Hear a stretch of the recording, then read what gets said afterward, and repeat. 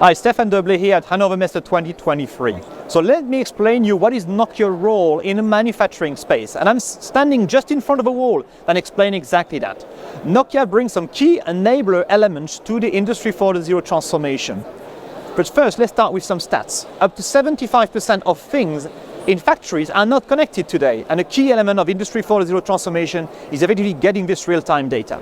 So that's the first thing we provide, with industrial devices to connect machines, sensors, and various assets and workers over a reliable 4G and 5G private wireless network that get reliable data back into a central point that we call the mission-critical industrial edge. That is an OT edge that is ecosystem neutral and treats the data of this machine to get valuable insight or to automate the process, make it more efficient and more green.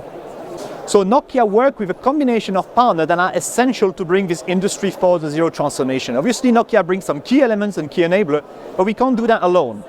The first aspect is working with the technological partners, such as, for example, Siemens or Bosch Rexroth, for example, and show them the value of our technology.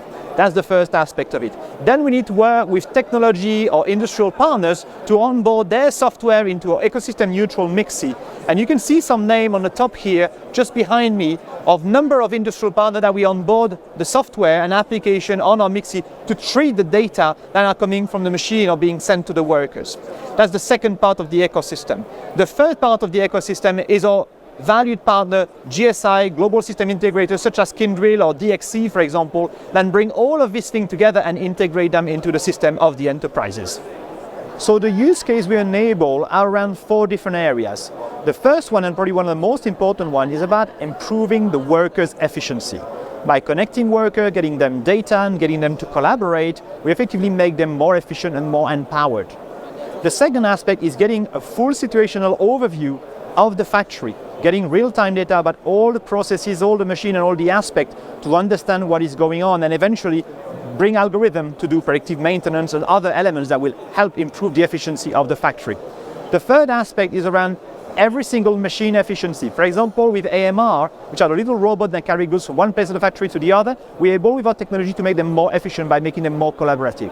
And finally, all of these things together, helping improve efficiency, also have a significant impact on the environment and the sustainability of factory. And this is the final element that is a key use case for most people nowadays.